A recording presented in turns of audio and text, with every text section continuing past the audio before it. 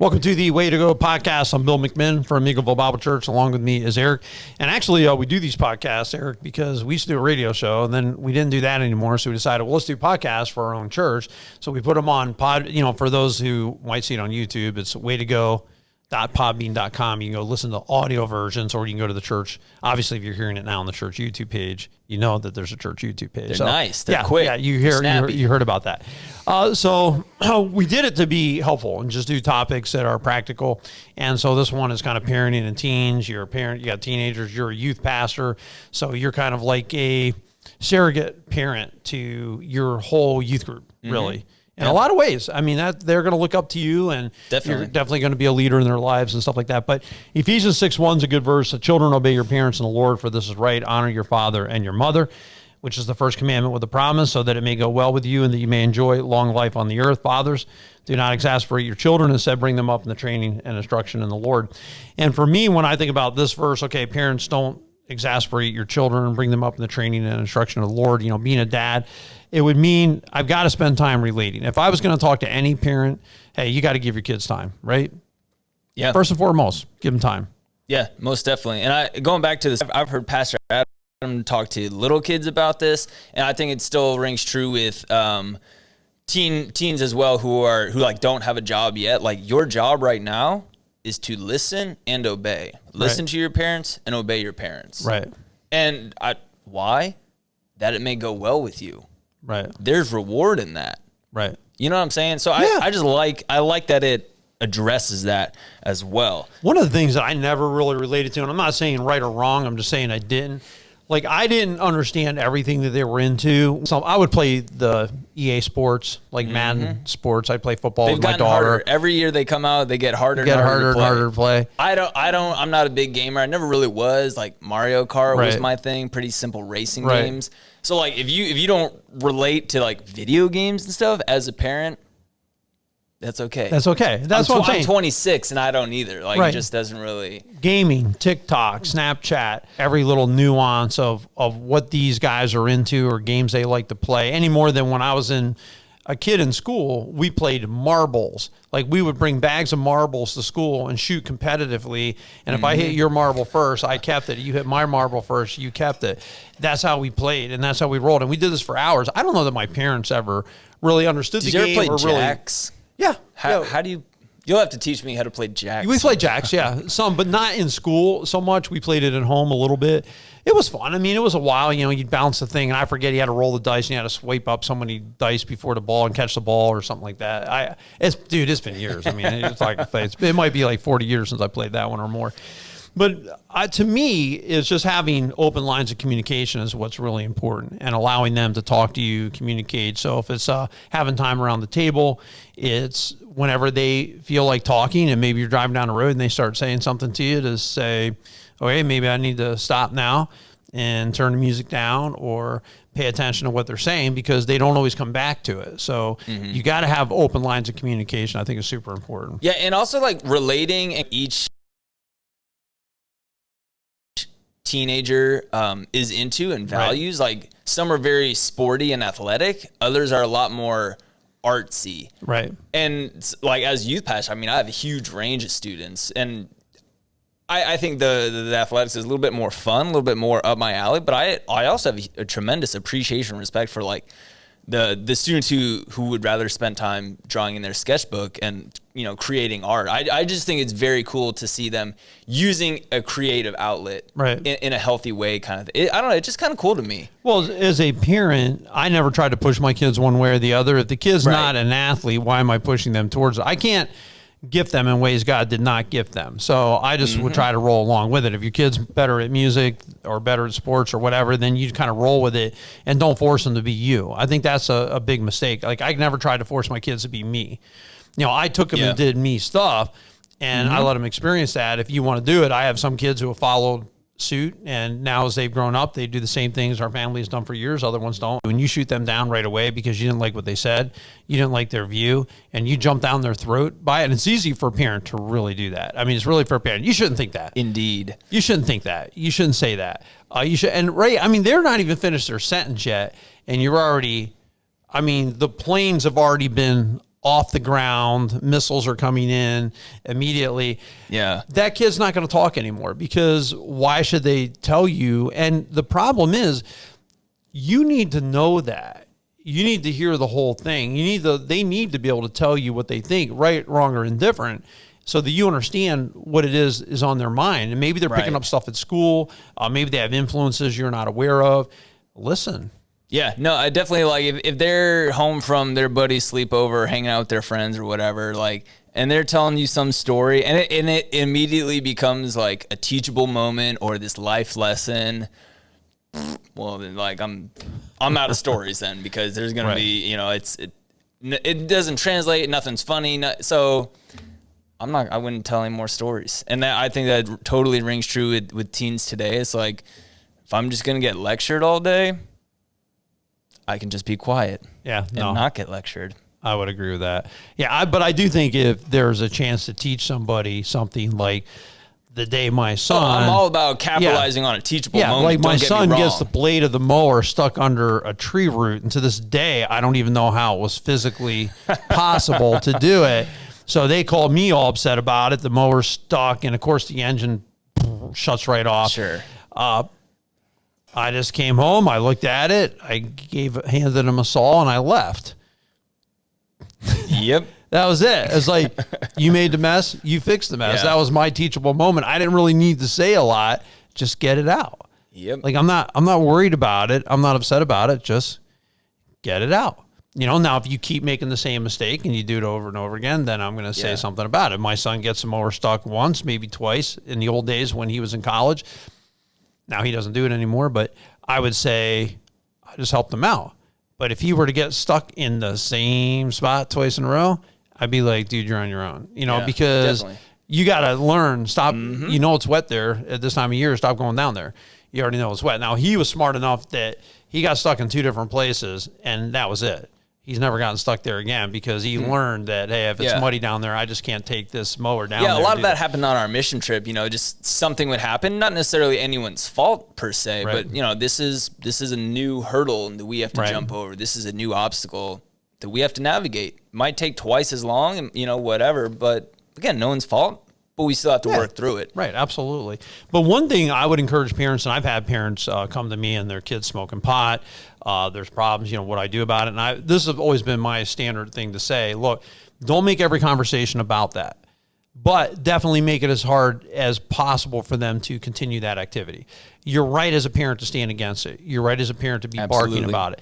But if every time you talk to that kid, it's only about problems, they're just going to learn that they don't do anything right. There's nothing you appreciate. So what you need to do is take them out for breakfast, and you need to start building a better relationship with your child, so that they respect you and they listen to you, and you're building into them as a human being. Then as things come up, but fight it tooth and nail, but don't make every conversation about a problem, because you know how kids feel. They just feel like, I never do anything right. I'm always in trouble. I'm always getting yelled at. And by the way, for a kid, saying they got yelled at means mom and dad said, I asked you to take out the trash already. That in our world today, that's getting yelled at by some accounts. Sure, definitely. No, there's definitely other ways to foster that communication. So sometimes, like, eye contact is very intimidating, but if you go on a walk, you're both looking ahead, so you don't have to, like, look at each other, and it might open up the door for them to open up. My dad and I used to play catch. You know, we're 30 yards away. That's pretty far. 30 feet away, whatever. You know, we'd throw the ball back and forth, and he'd ask me how my day was. But when we're sitting in the car on the way home from school and I'm 2 feet from him, it's like, good. Good. I don't know. You know, like, poor dad is not going to get anywhere with me. Right. Start throwing me the ball, like, you know, I don't know. Just something like that, some sort of activity. It's an interesting point. I like it. I like what you're saying. I think it's good, especially with boys. First dates as well. Boys, shoulder to shoulder. Like, men are shoulder to shoulder creatures. Like, we relate in doing things. Like, when we're doing things, like one of the best talks I had with my son this summer is we were kayaking. It was just the two of us. So we were just talking about the world and situations. I'm trying to understand what he thinks. I'm not trying to cram anything down his throat of what I think. I'm just trying to understand it. There's a lot of things we did agree about when it came to those things, and things that we also realize were way deeper than any simple answers, like Black Lives Matters and some of the things going on. it was a lot simpler than just a one sentence answer. I mean, these things are very complicated. And so we were kind of understanding that. And I thought that was good, but it was doing something where I think for the gals, and maybe if you have a daughter, they would like to go to breakfast with you and sit across the table and talk. And so maybe your experience is, I didn't want to say anything to Carter, my dad, being close to him. Maybe that would have been different if you were a daughter. I'm not saying, but it's possible. Or just a different kid. Hey, let's go on a drive. Yeah, right. Just me and you in the privacy of this vehicle. Yeah, we're not on a walk passing other people. Nothing like, you know what I'm saying? So whatever works. I would say this too. So point one would be spend time relating. I think that your kids need you. Teenagers may act like they don't need you. They do need you.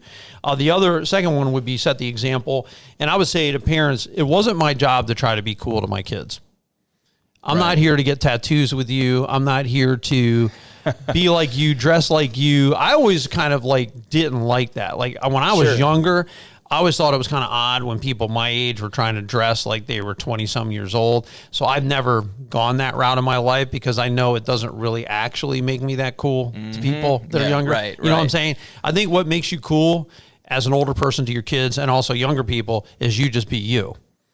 You don't have to be anybody else. You just being you is good enough. You trying to be like them and dress like them and talk like them isn't necessarily, because I think they appreciate you for who you are. Yeah, exactly. Right. And I think in this day and age, the pendulum has really swung from having everything all put together, having an answer ironed out kind of thing to be yourself, be authentic, and it's okay to not know. And when you ask your parents something and they don't know, that's a good question. I'm not sure. Let's figure it out together. Right. Be more authentic. Don't try to be hip and cool like you're saying. Like, don't ever give up on the opportunity to be the parent.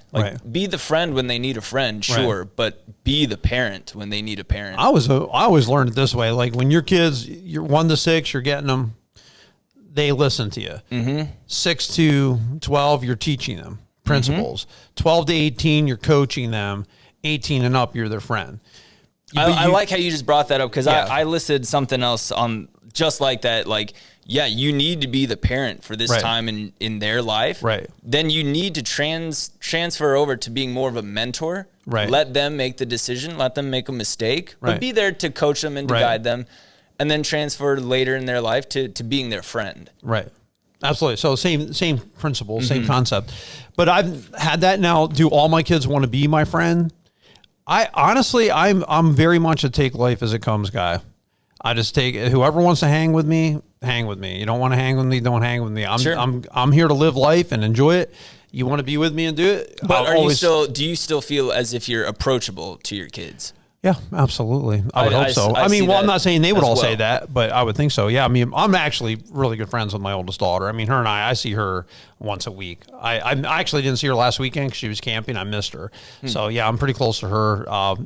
My kids I'm pretty tight with for the most part. So. That's cool. Yeah, it's not a problem. But I would say set a good example. I think that if you want your kids to be a certain person, then be that person. Don't tell a kid, do as I say, not as I do.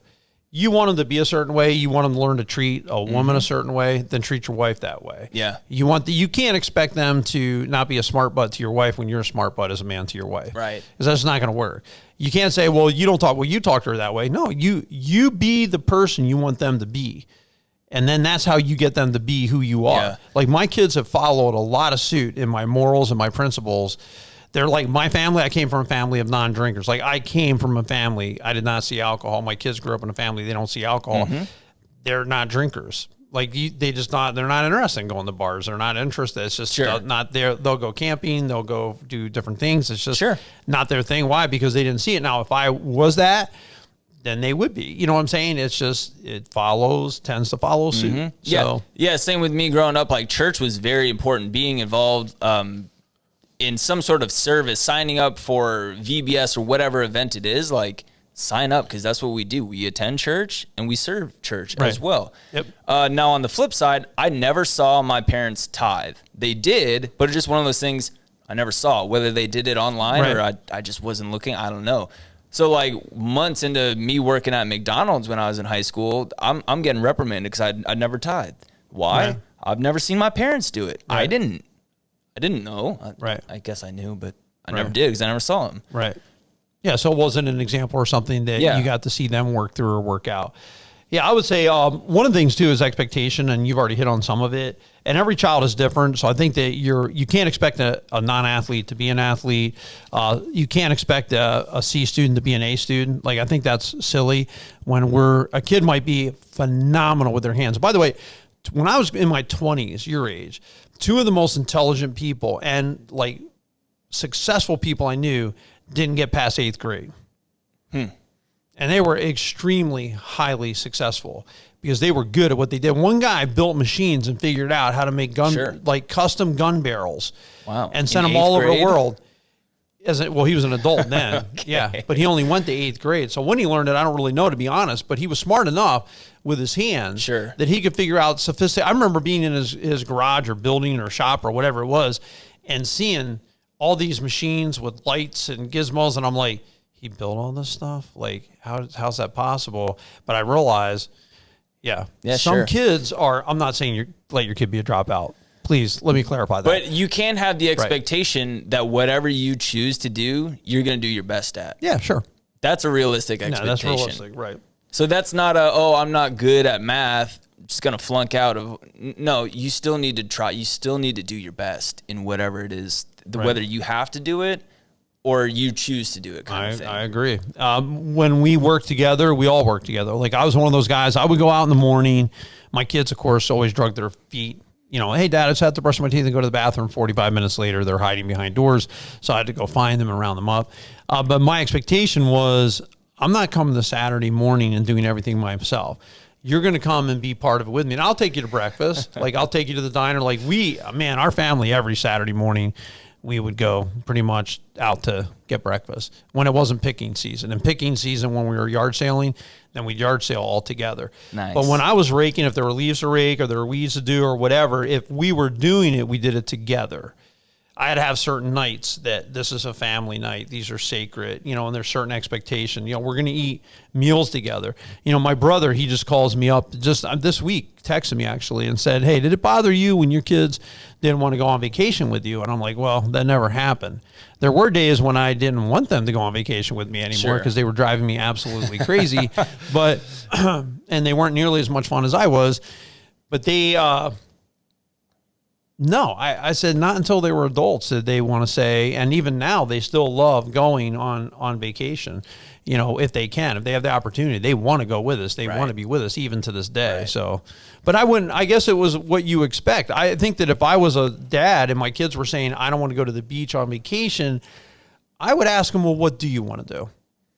I would say maybe they're not comfortable in bathing suits. Maybe they feel like they don't have the form that's it. Maybe that's just not their thing. Maybe they would rather go hiking in the mountains. Or just do something different. We do that every year. Right, or do something different. Let's switch it up. I would just go, because, I traveled my kids. I took them to every major city in the eastern seaboard pretty much. It was in the north. Mm-hmm. Boston, New York, Philly, cool. D.C., made sure they were all in all of those places. So very cool. Yeah, no, I think you need to have the expectation. You as a parent get to choose what that expectation is. Right. We will go to church as a family. We will eat meals together as a family. We're going to work together as a family, and we're going to pray together, whether that's simply just before the meal. In my family, my dad just picked on someone and they prayed out loud. Right. That's been a concern. Parents have been asking me, like, oh, my kid doesn't ever want to pray. Like, I want to be like this. I want them to be more like spiritual, but like, I don't know how. Well, that's a good time. Pray together. Yeah. Or maybe one-on-one, like pray before they go to bed. Right. Ask them, how can I be praying for you? Right. And do it right then and there. Right. It's gonna be a little uncomfortable at first if neither one of you are used to doing it. But at the same time, like, I think that's I'll go pretty with that. Transformational. Yeah, really. I'll go with that. Yeah, but you have to have expectations. And like we had an expectation in our house growing up, there was going to be one TV and that was it. Mm-hmm. And everyone's going to be watching the same thing. I never wanted a household where one kid's in their room, one kid's in their room, one kid. And by the way, when they get out of college, it seems to me, and grew up in adulthood, that's what I did see. But when they were kids, that's not really we never what got I our wanted. TV in our room. We never got a computer in our room. I'm a married man. I still don't have a TV in my room, come to think of it. So. And you don't need one, really. You're not missing much, buddy. But anyway, so here we go. Here's what we're talking about. Spend time relating. You got to set the example. You got to clarify expectations. Hope that you all have a great and awesome week. And thanks for tuning in. We super appreciate it.